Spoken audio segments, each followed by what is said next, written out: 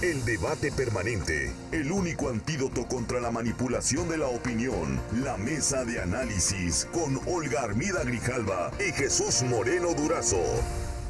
Olga, ¿cómo está? Buenos días. Hola, ¿qué tal, Juan Carlos? Buenos días Jesús, y buenos días a toda tu audiencia. ¿Cómo estás, Jesús Moreno? Juan Carlos, buenos días, muy bien, gracias, maestra, buenos días, muy bien. Buenos días aquí. ¿Cómo dijo el filósofo y gran intelectual y prestigiado, digamos que experto en la vida, Vicente Fox? ¿Con qué? Con respecto a los periódicos. Le dijo una señora recordábamos antes de entrar al aire que en alguna ocasión en alguna de las giras del entonces presidente Fox se le acercó una señora y le dijo que ella no leía periódicos. Le dijo, pues usted va a vivir muy feliz, ¿no? Sí. Y comentábamos esto porque decía Juan Carlos, maestra, que se indigesta de tanta información que hay y de lo complicado que resulta procesar, discernir, tratar de entender, sistematizar todo el contenido que circula todos los días. Y en tu esfera emocional y psíquica se afecta, porque lo que viene en las redes desgraciadamente es mucha basura, mucho odio, mucha agresión, mucho insulto. Entonces así como que dices, no, pues le va a ser que me pongo a escuchar música y ya como que te vuelve otra vez. Por eso recordé la anécdota del filósofo de Guanajuato. Que sí, filósofo de Guanajuato, Vicente Fox. Por eso recordé la anécdota, ¿no? Porque le dijo, va a vivir muy feliz usted, le dijo. Y híjole, no le falta razón, pero no le falta falta yo creo que hay que guardar equilibrios. No, claro, no podemos ser una sociedad sin estar informada, pero esa saturación, créanme, que afecta anímicamente, distraes, vas en el radio donde quieras, estás ahí constantemente, y yo creo que sí hay que bajarle un poquito. Por eso el presidente dice, quiero que la nota sea la rifa del avión y no los feminicidios, dice, ¿no? Bueno, ese es el otro extremo, ¿no? Pero esa es información a conveniencia. Sí, eso dijo el presidente y eso desató la furia de muchas mujeres. Sí, por supuesto. Y con razón. Y luego se le suma, pues en el contexto de esta joven de 25 años, Ingrid. De Ingrid primero y luego de la niña Fátima de 7 años de edad. Entonces, pues se le incendió el pasto que estaba muy seco, ¿no? Muy seco. A ver, tenemos el audio de la tía de Fátima, me parece muy desgarrador, fuerte. Sí, muy fuerte, el audio de la tía de Fátima. Fátima era mi niña amada, era mi niña preciosa, y si hoy Fátima no está con nosotros es porque no se siguieron los protocolos que se debían seguir. Fue porque las instituciones no dieron la atención que debía de dar. Esto no es solo de hoy. Había un problema de salud mental y no se siguió, no se le dio la atención. Es algo que ya se había reportado, es algo que ya habíamos pedido. Fátima estuvo en una situación muy vulnerable de la que alguien se aprovechó. Alguien vio que no habían los cuidados pertinentes para Fátima y pensó que no íbamos a reclamar su nombre. Pensó que iba a pasar como una desconocida, iba a ser una más de tantas miles que están desaparecidas en este país. Y no es así. Fátima no la vamos a olvidar. Fátima tiene que ser un hombre que recuerde que vivimos en un país de desaparecidos, de desigualdad, de gente que no le importa que sea una más. Pensaron que no la íbamos a reclamar, que nadie iba a hablar por ella, y no es así. Fátima era muy amada. Se pidió que se le diera la atención, se pidió que cuidaran de la madre, porque también es una víctima aquí. Se pidió que se hiciera lo que correspondía y nadie nos hizo caso. Claudia Sheinbaum se comprometió a cambiar esta situación. Se comprometió a que la fiscalía haga los procesos como corresponden. No es posible que hayan pasado tantos días, que la familia haya sido quien haya tenido que dar todas las pistas, que haya tenido que dar todo el trabajo para que se encontrara hoy a Fátima. No es posible que se hayan perdido horas fundamentales para dar con ella. Ella pudo haber sido encontrada con vida y nadie nos hizo caso. Hubo gente que tuvo la empatía con nosotros de la fiscalía, pero no tuvo los recursos. Es importante que no se olvide esta situación. No debe de pasarle a nadie más. Los protocolos de las escuelas deben ser revisados. No es posible que le hayan permitido la salida así. No es posible que porque la madre haya llegado tarde, simplemente alguien se aprovechara de esta situación y hoy estemos recogiendo su cuerpo. Fuerte lo que dice la mamá. No, es la tía. La tía, perdón. La tía, la mamá también, algo similar. Sí. No, sí, lo estuve escuchando y ¿qué se puede decir eso? A veces siento que hemos caído en una degradación, como cayó Grecia y cayó Roma. Las cosas subsisten, sin embargo, el vínculo espiritual desaparece y dejan de tener legitimidad. ¿Qué quiero decir con todo esto? Que hay una responsabilidad olvidada, más bien dicho, perdón, un compromiso olvidado tanto del gobierno como de la familia, como de la sociedad civil. Queremos que todo nos resuelva el gobierno, pero al mismo tiempo el gobierno no hace nada para tener instituciones eficientes, para tener personal comprometido. No hay ese plus y lo vivimos. Inclusive la gente que más o menos podemos tener capacidad de voz, nos damos de topes cuando andamos en estos asuntos. Imagínate una gente que no tiene, y además padeciendo ese dolor pues de la pérdida de una niña. Sí, estamos en una etapa de degradación de la sociedad donde tenemos que comprometernos todos, pero también hay otro detalle que necesitamos un abrazo de reconciliación. No puede estar este país de esa manera así tan violenta, tan agresiva, de ambas partes. Los medios, perdónenme, los medios hacen un papel también de mucha agresión, de mucho encono, y no le estamos poniendo nada. Y sobre todo, las instituciones no están haciendo su papel. A mí lo que me llama la atención es que, bueno, se fue el PRI, se fue el PAN, ¿no? Se fue el PRIAN. Sí. Ayer el presidente acusó que el neoliberalismo provocó esta situación.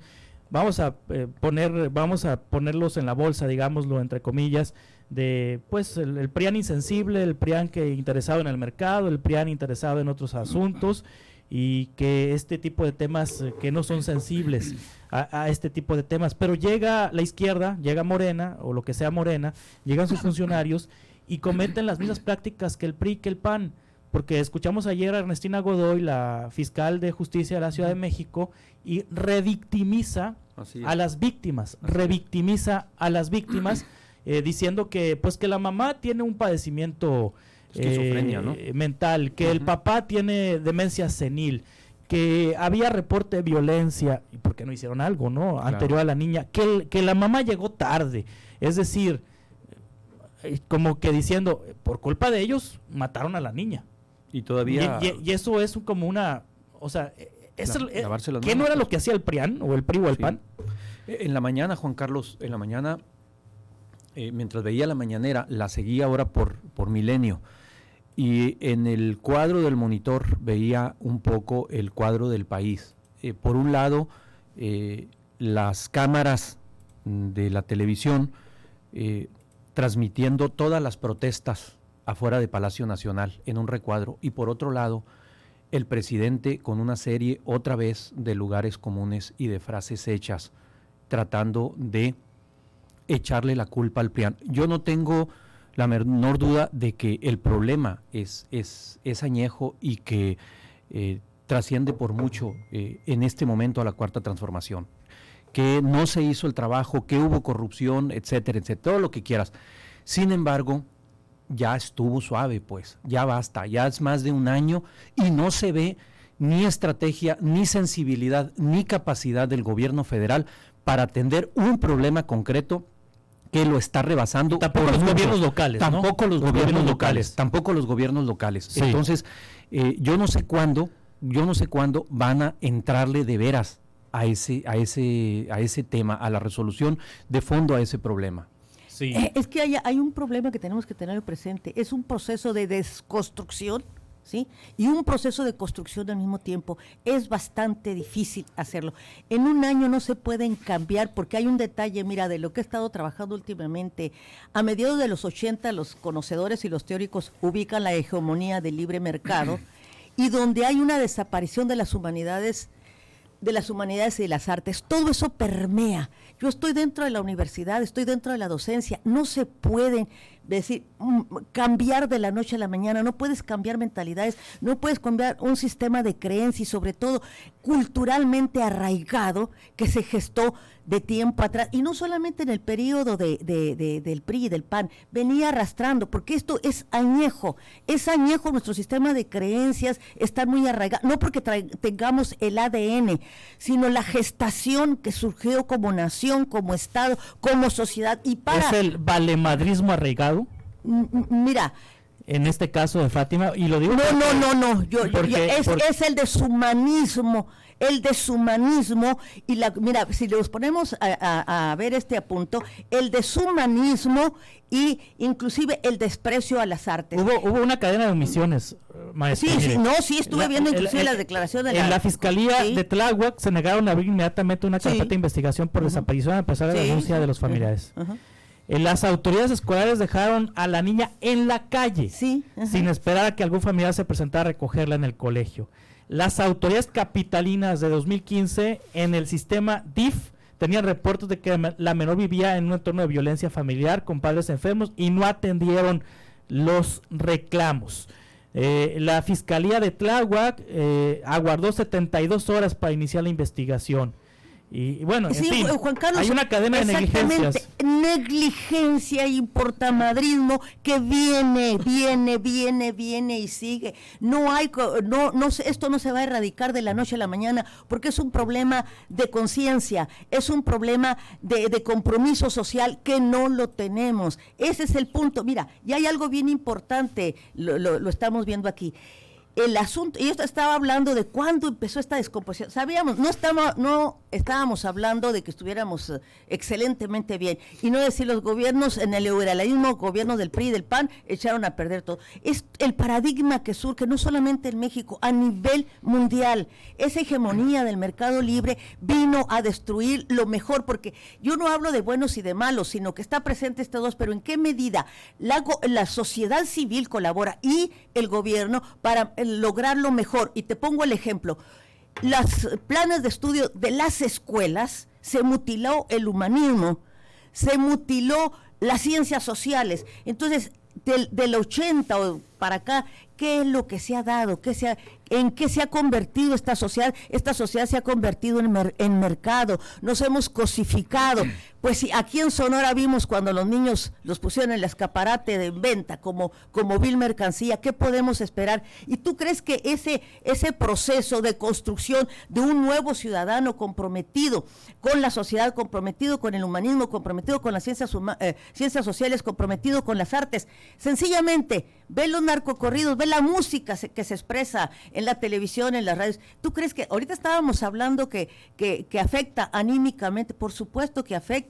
Ve uno el llanto desgarrador de esta madre y la impotencia de no poder y decir cómo es posible que haya gente tan insensible que le valga. Y las hay. Claudia Sheinbaum también habló. Tenemos el audio de Claudia Sheinbaum, la jefa de gobierno de la Ciudad de México. Creo que está en proceso. Vamos a llegar a la verdad. Hay una cadena, yo lo diría, de negligencias en instituciones. Y para poder cambiarla, tenemos que saber la verdad desde el principio hasta el final. ¿Cuándo fue que se puso la primera denuncia? ¿Qué fue lo que hizo el primer Ministerio Público?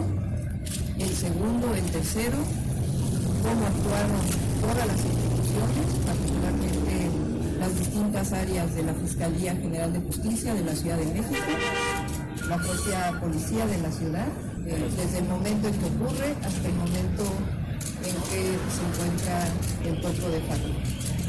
Va a haber justicia, vamos a dar a conocer toda la verdad, porque si queremos que cambien las instituciones, tenemos que conocer la verdad. Y ese es el compromiso de la jefa de gobierno, y además nos va a dedicar más tiempo todavía a aquella seguridad para las niñas y las mujeres de esta ciudad. Es una cadena que tiene que ver desde la escuela, la primera denuncia, y tiene que haber consecuencias y sobre todo justicia. Sí, Jesús. Mira, Juan Carlos, lo primero que tiene que hacer entonces Claudia Sheinbaum es poner la lupa en esos que cometieron las negligencias y ver qué va a pasar después, ¿no? Así como hubo una cadena de negligencias, debe haber una cadena de castigos también, ¿no? A ver, hay un tema que a mí sí me inquieta bastante, que es esta idea de que todo se está resistiendo a los cambios. Yo no lo dudo que así sea. El asunto es que ese discurso tiene fecha de caducidad. O sea, ya tienen más de un año en el poder.